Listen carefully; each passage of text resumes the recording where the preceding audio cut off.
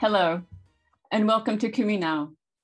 Thank you for joining us for this latest online gathering as we talk about the blockade of Gaza. My name is Alice, coming to you from Switzerland.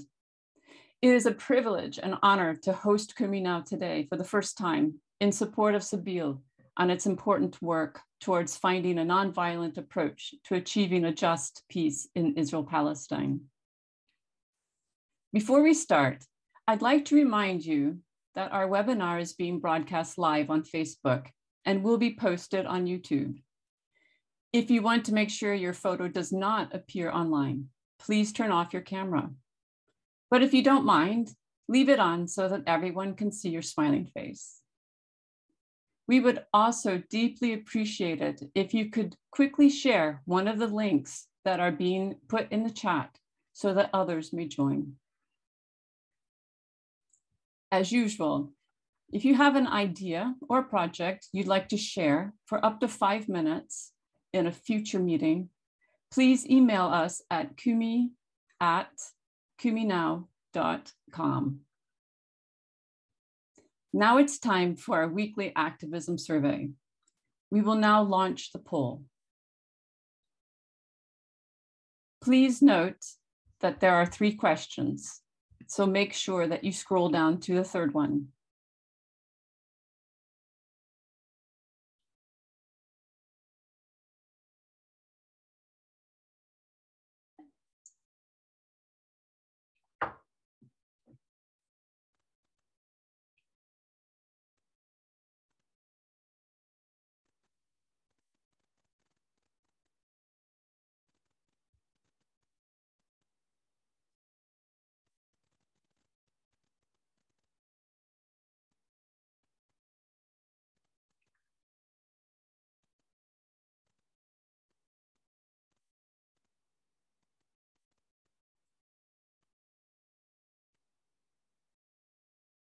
Thank you. I think the answers are all in. So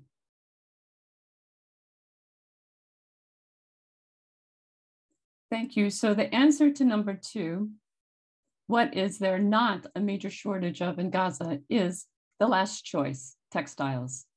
One glimmer of hope in Gaza, at least, according to the Times of Israel, is that textile production increased in Gaza after COVID hit Israel. And Gazan textile factories have been producing masks, gloves, and surgical gowns for export, mainly to Israel. But Gaza has faced chronic shortages of electricity, clean water, and building supplies since the start of the blockade due to Israel's destruction of Gazan infrastructure and Israeli bans on the import of building materials to fix the damage. And the answer to number 3, which percentage of the Gazan population depends on some form of international assistance, is the second one, 80%.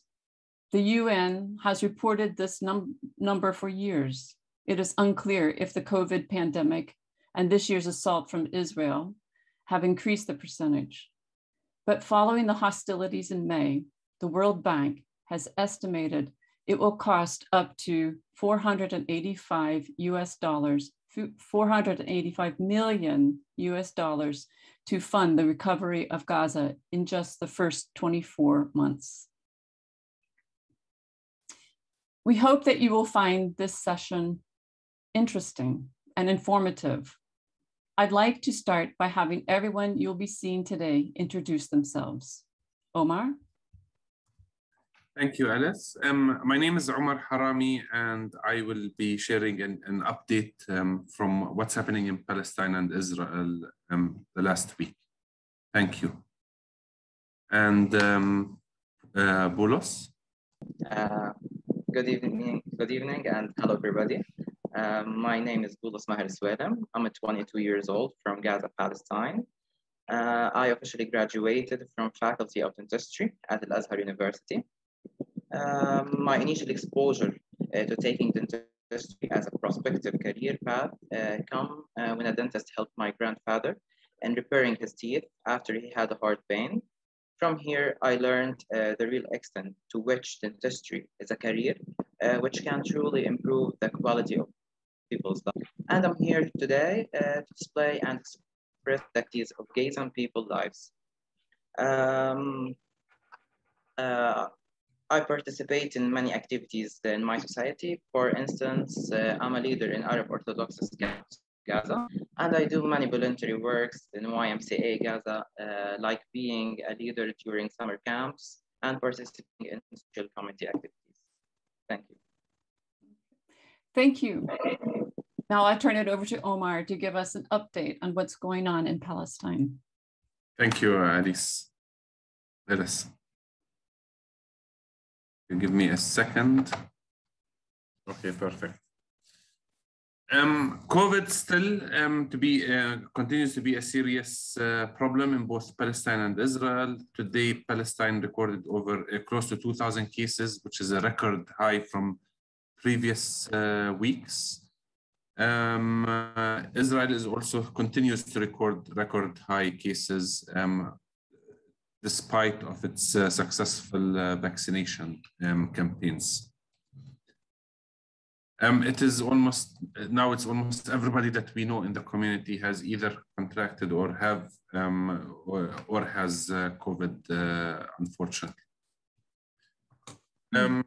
This Thursday, as the topic of this week is Gaza, this Thursday there will be an appeal at the Court of The Hague to hold a hearing on the case brought by Ismail Ziadeh against the former Chief of General Staff of the Israeli Armed Forces, Benny Gantz, and former Commander of the Israeli Air Force, Amir Eshel, for the bombing of the Ziadeh family home in Gaza. Ismail Ziadeh is a relative of, is a member of the Ziadeh family who were, the whole family was bombed, their house was bombed on the 20th of July in 2014, which resulted in the death of Ziadeh's mother, 3 brothers, his sister-in-law, and a 12-year-old nephew, in addition to other visitors who were at the house. So please, let's hope as Palestinians continue to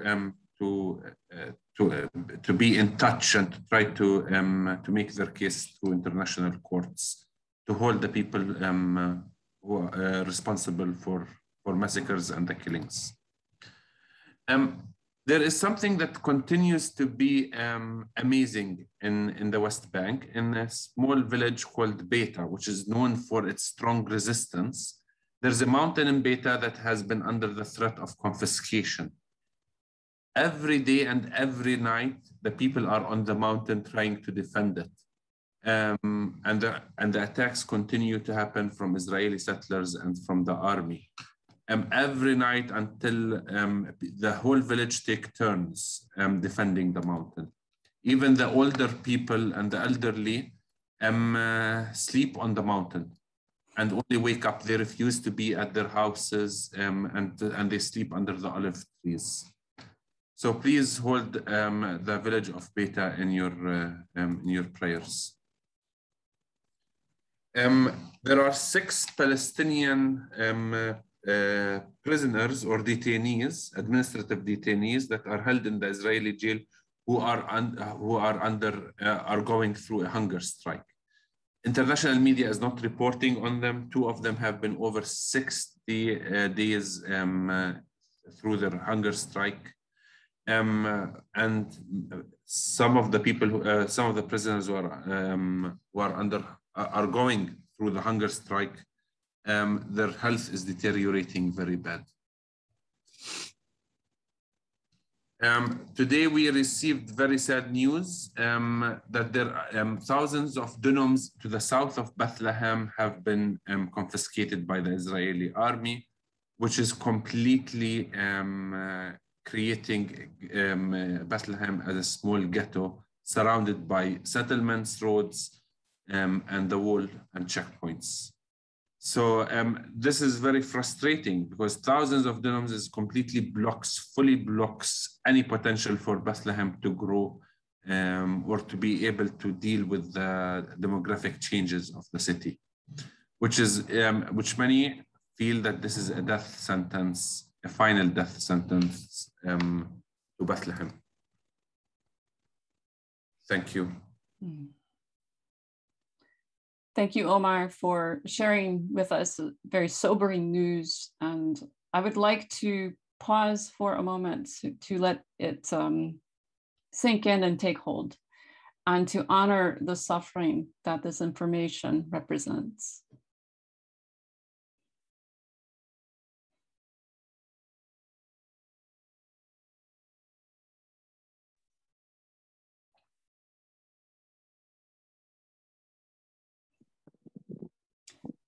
We would now like to turn to our main issue of the week, the blockade of Gaza, and our special guest, Dr. Bolos Swalem, who is stepping in last minute to be with us today. As he speaks, if you think of a question, please type it into the chat, and I will try to ask as many of them as possible when we get to the Q&A at the end. Dr. Swalem, please introduce yourself again briefly and begin your presentation. Thank you. Hello again. Another time, I'm Bolos Swalem, 22 years old. I live in Gaza. I was born here and lived through my life here. I studied in the industry, and I actually graduated 1 month ago. Today I'm here to talk somehow about Gaza. Gaza Strip. Gaza Strip is a small area, accounts about 365 kilometers square, and it has more than 2.1 million citizens living in it. As we all know, this city is suffering from lots of persecutions, injustice, violence. But hearing about these bad situations is absolutely different than living it. And moreover, being forced to deal with it and let it engage with your daily life. Let me start telling you the whole idea of Gaza's problem. First of all, restriction and borders are the main factor that threatens the future of youth in Gaza. These borders limit our movements. It gives up our development, restricts our knowledge, and prevents us from keeping up with the advanced world. Population is increasing day by day.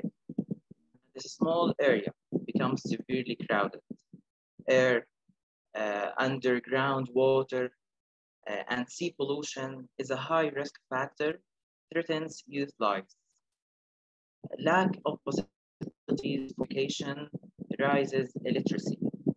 Mental health, lack of medicine, reducing salaries to an extent exceeding 50%, restricting electricity,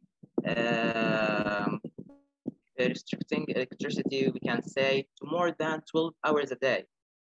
All of these causes affect the psychology of youth, especially children. Moreover, poverty. What does poverty mean for Gazans? Poverty is preceding any other social problem here in Gaza.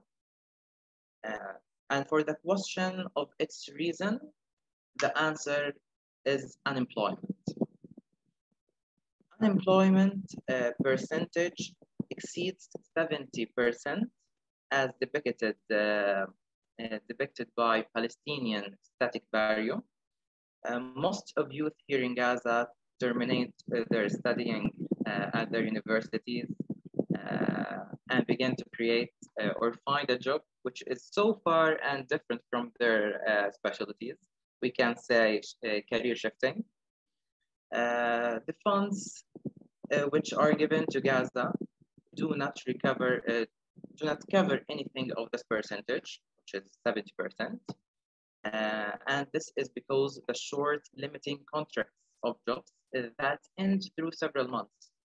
We get contracts for 10 to 12 months, 6 months, whatever, and these contracts end so easily. Then the people stay at their homes without working. We really need fixed contracts that permit youth to live. Side effect of unemployment with spinsterhood.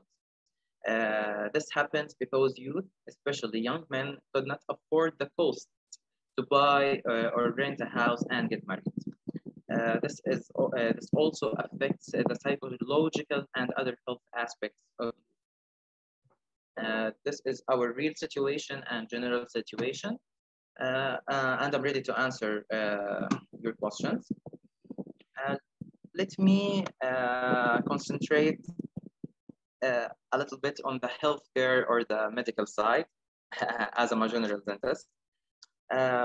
What is the experience of youth in Gaza in relation to healthcare?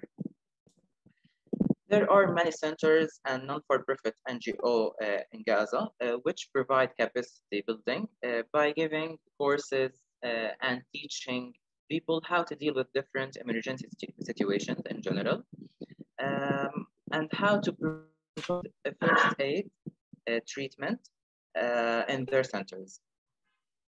For example, I had attended a course in first aid when I was in my secondary school at my scout group, Arab Orthodox Scouts of Gaza, which also conducts many courses of psychosocial counseling, first aid, and management during emergency.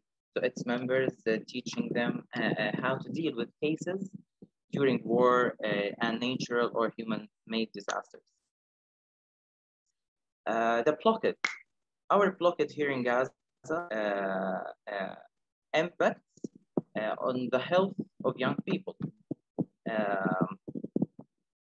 We can say this can be included in many points.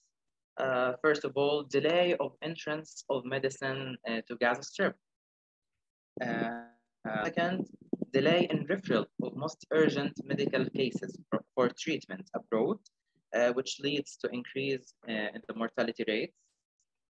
Another reason or another point, inability of people to buy medicine from private pharmacies due to poverty and lack of medicines. Limited electricity, which is a huge disaster here in Gaza. Limited electricity supply to Gaza Strip can affect negatively the services in hospitals. Medical drug storing, treatment and pumping of sewage into the sea, which causes contamination and pollution of water. Moreover, pollution and contamination of water increases the rate of cancer and mortality rates in general. A blockade impacts the access to healthcare by increasing of health problems, diseases, and it increases number of people receiving medical treatment. So most of people, or a huge number of people in Gaza, needs medical treatments for many causes. Moreover, the coronavirus that all the world is suffering from. Many decreased medical cases transfers abroad. We really suffer from this problem that many the medical cases that must be transferred abroad to get the best treatment is very little, and they should be treated in specialized centers. This leads to increase in the mortality rate due to insufficient health care for those people and medical facilities in Gaza. The mortality rate also increases, especially for those who need dialysis, who are doing dialysis due to lack of electricity. We get the electricity from 8 to 10 hours a day, for example, and some days we don't get the electricity. Some days we receive it just for 4 hours. We don't have a timetable or a constant timetable for electricity. So we suffer from many regions, from many aspects, as the cause of the lack of electricity. I can say this is the whole story about Gaza or about Gazan people we are suffering from. I can say the unemployment. I can concentrate more about unemployment. Recently, or the recent days, youth are graduating, taking their certificates. Today, I received my certificate. For instance, the graduate planning to leave Gaza. They don't have any jobs or any chances to get jobs. Thank you, Mrs. Colette. They don't get any chances, so they try to go out to get master degrees, to get job chances. Then the Christian people here in Gaza are getting decreasing day by day. We are about 900 persons, not more.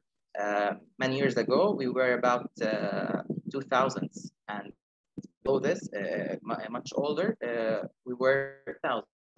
Day by day, we are decreasing, and this is a disaster.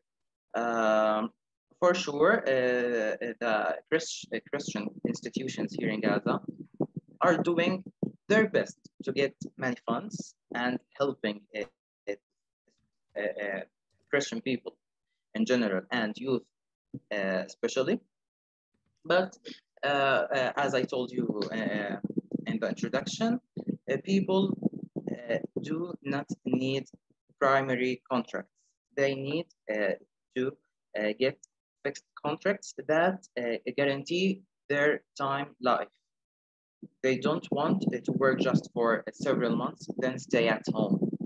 They can't continue their lives. They don't get any chances to live. No water, no clean water, no electricity. We can say that we are in prison. We are in prison. Rarely we get the permission to go out of Gaza, to go to Bethlehem and Jerusalem, just on Christmas and Easter's. We get the permissions to go to the churches there, but for example, in my family composes of 5 persons, me, I and my 2 parents and my 2 brothers. We don't get the permission for all of us. We get permission, for example, for 3 or 4 of us. This way, that ensures that the family doesn't stay outside. No. For example, Bulus stays in Gaza, so the family wants to go to the churches, then it must turn here. So they, all the family can't go outside together. I didn't go to the West Bank and the Holy Lands for 2 years ago. Okay, the coronavirus caused this thing more than the blockade, but it's a problem here in Gaza that we all suffer from.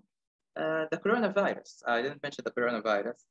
This pandemic reduced our quality of life in many cases or in many aspects.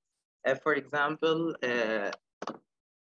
I should be graduated remote, but unfortunately I graduated today. Since 1 month and today I received my my certificate, and the reason was Corona. It goes by the countdown, or sorry, how to say it, by the blockade and the lockdown, the lockdown that goes in Gaza. We stopped our education, our treatments, our all procedures So we stayed at home. We were not able to do anything. And this, I know that this case or this reason was in all the words, so it's not just for Gaza. I hope this pandemic will end very soon, because I'm trying to do my best to continue my master's, to improve myself. But unfortunately, we try many times, all the time, to go outside of Gaza.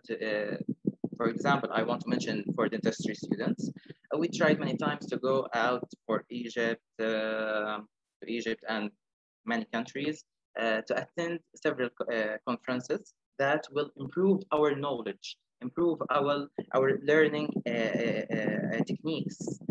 Especially dentistry is a practical method more than theoretical. We can't go. We don't get the visas. We don't get permissions. We stay here all the time, and this affects our knowledge, our educational level, and this also affects us from. So, conclusion, we can't be up to date with the advanced and the outside world. Just, I hope that I concluded the story, and I'm ready to answer all your questions. Thank you.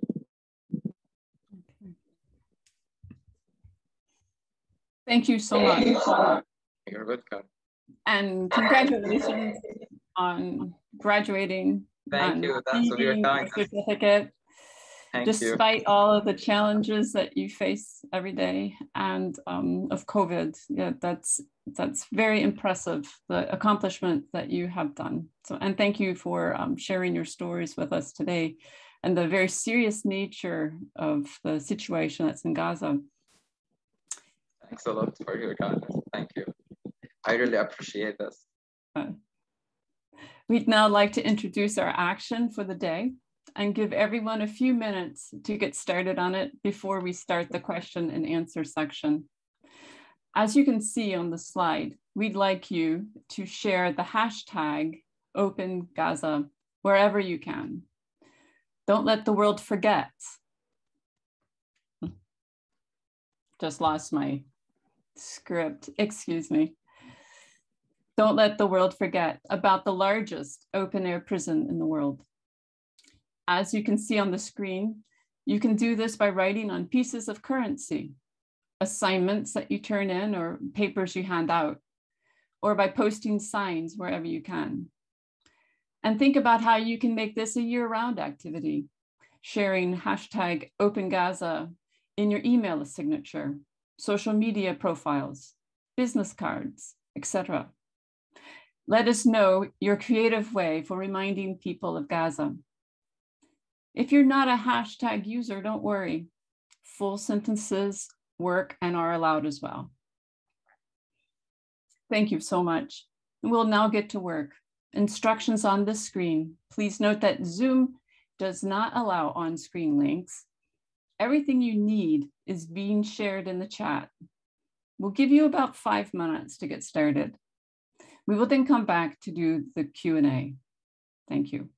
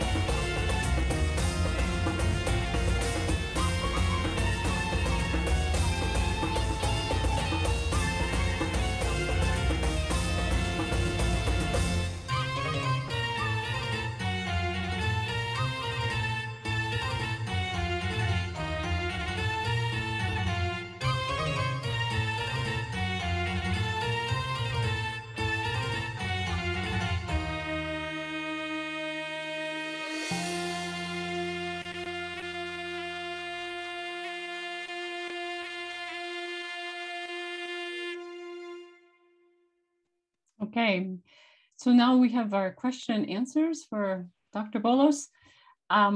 First question says, hello from Germany. Have you ever been able to leave Gaza Strip? I have visited Gaza more than 30 times and know the situation. What is the #1 problem? While I was hearing, I was reading a little bit about questions. Thank you a lot for your concerns. Now, regarding the question, yes, I had a chance to go 3 years ago when I finished Tawjihi, which is the school. When I got a school certificate, which named Tawjihi here in Gaza or in Palestine in general, tried to go to Italy. But unfortunately, I was late to reach there or to arrive there for 1 year. So I started studying history here in Gaza for 1 year. I started for 1 year, and I finished the first year here in my college. Then I went to Italy as the reason of the blockade and etc. The visa, whatever. I stayed there for 6 months. Unfortunately, I went there to study dentistry, but unfortunately, I didn't get the chance to study what I really want. I remember that I get accepted to study arts and enter many colleges. But, my college or the thing that I wanted to study. So I decided to return to Gaza through all the problems and bad situations and study and get the certificate in the college or in the field of what I love. The field I really want to spend my life through it. So I went there, but it was very difficult to reach and arrive to Italy. It took about 1 year to get all the permissions and do all the procedures to let me escape or go out of Gaza. Okay. Thank you very much. So it takes, if I understood correctly, took 1 year to do all of your Sorry, I don't hear you. Oh, okay. Sorry. It takes 1 year for you to go through the procedure in order to leave exactly. Gaza. Yes. So the visa took about 2 months. The permission to go out of Palestine took about 3 months. To go out of Gaza, sorry. Primarily to go out of Gaza, it took about 3 to 4 months after getting the visa, and another permission to go from Gaza to Jordan. We need to get a permission, and it took for about 1 month. And getting the acceptance to enter the university in Italy took another 3 to 4 months in general, or in total, about 1 year passed without getting approved. That's a very long time to wait. For sure, yes. And is it the same amount of time, whether you're going for a year study or to go for simply a conference? Is it the same procedure that you have to go through? Yes, the same process. If I want to leave Gaza for another time to study master, for example, we don't have master degree here in Gaza. And if I want to go for another time to study there, I need to do the same procedure. So today or next month, I will start the training year. Okay, in this training year, I must do these procedures to go out or travel after finishing this year, to not waste much time. Okay, thank you. Okay, there's a question about, you mentioned about a reduced numbers of people to 900 people. I think it was 900 healthcare workers in Gaza. That's been greatly reduced over the years. Could you elaborate a little bit more about that and what caused the decrease in the numbers? Mainly unemployment. Most of youth here in Gaza are living due to unemployment.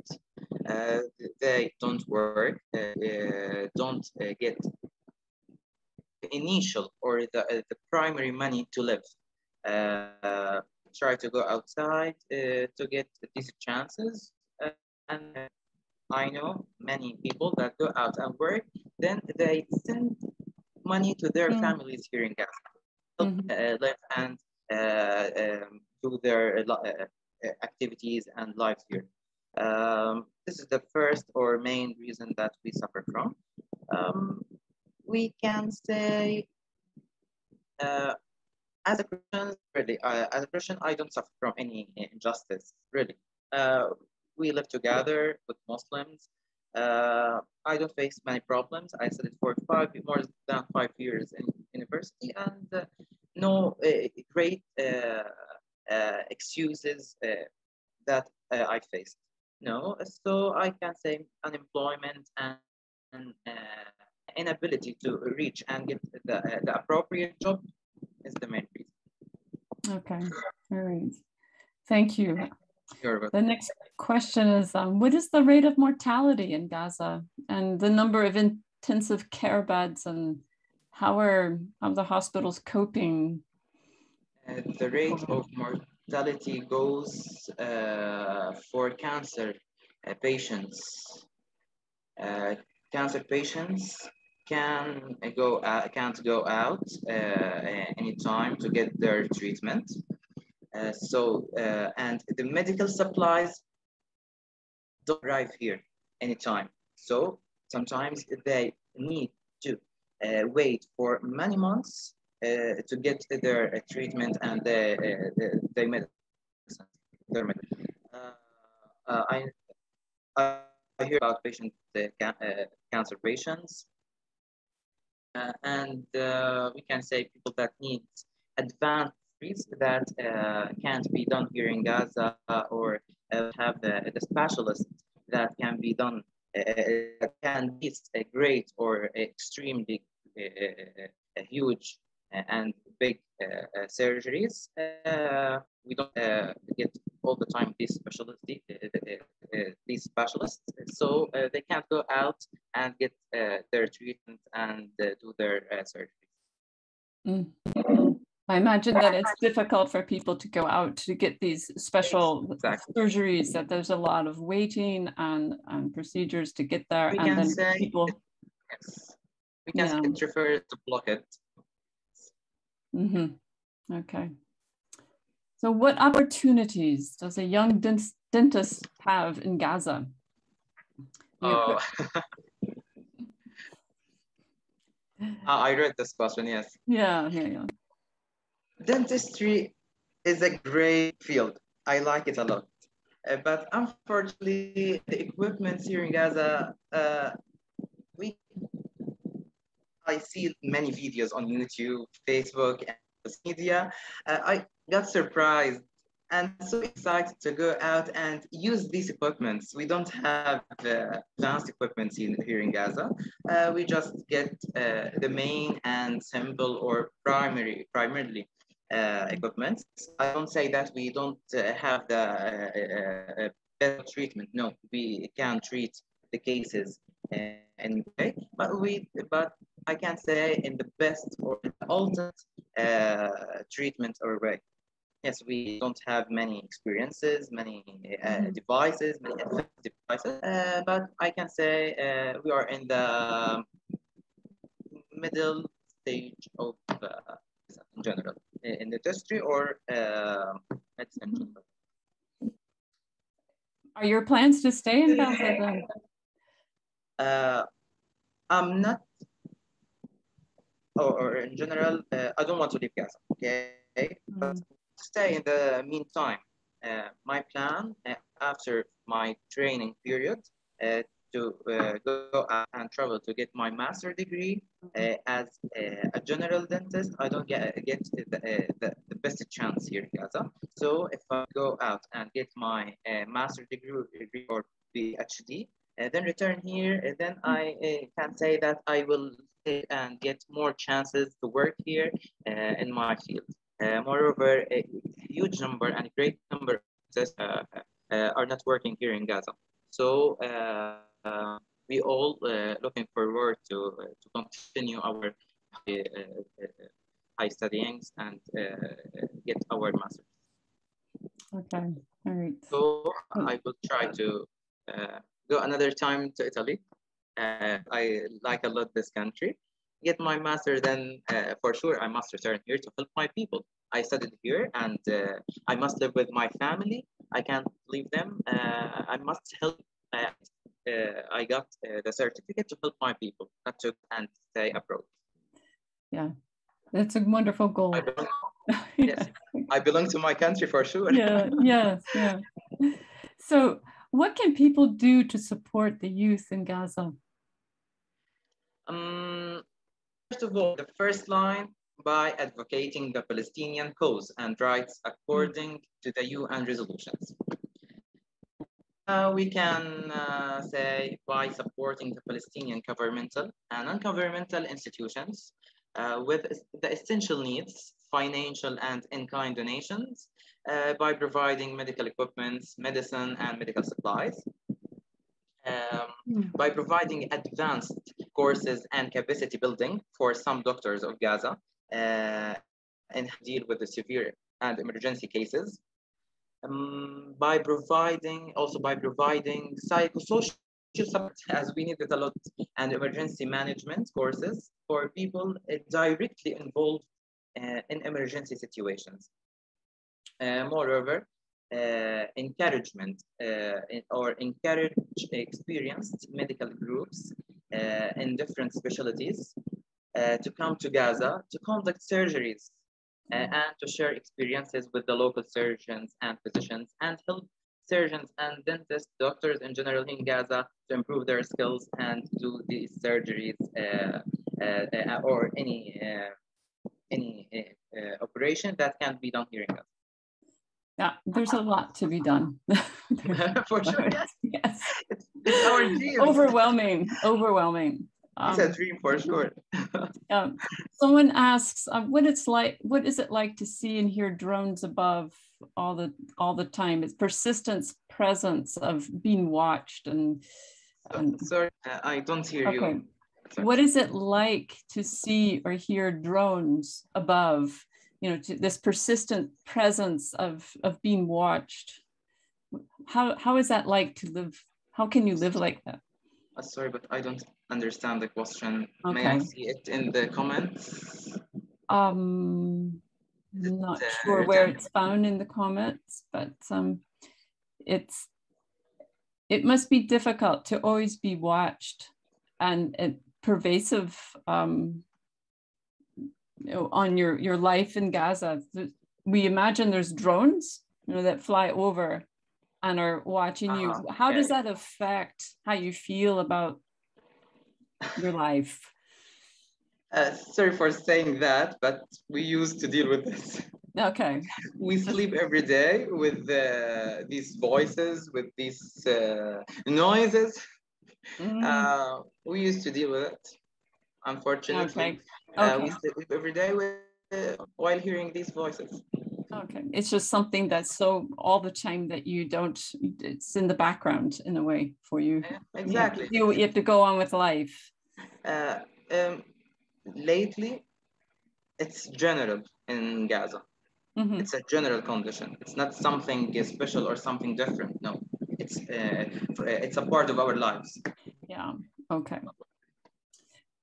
A question about Hamas. So Israel uses Hamas to justify the siege, but they are just a scapegoat. What do you think Israel's real reason is for the siege?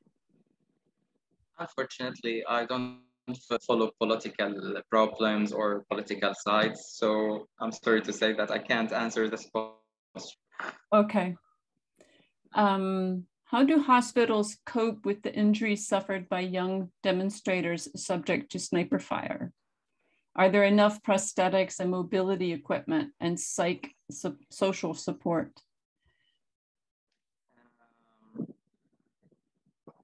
I heard many about hospitals in the last period, especially in the war.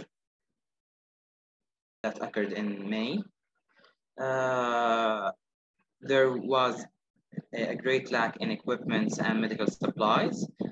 They tried to do an alternative methods or alternative drugs, whatever, that are made here in Gaza, to help people stay alive, for example. But for sure, people didn't get the ultimate stage of treatment. Okay, great. Are overseas doctors able to come to Gaza easily? Sometimes, yes, we receive many doctors that came here. We get many funds to receive doctors. They came here to do expert surgeries that can be made here in Gaza. Okay. From time to time, I hear in the news that some doctors came from America or whatever, any country, came here to do many surgeries, for example, in this way. Okay, how long are they able to stay? Regards to their permissions, yes, they get a permission to stay for about 1 month, 2 weeks, whatever.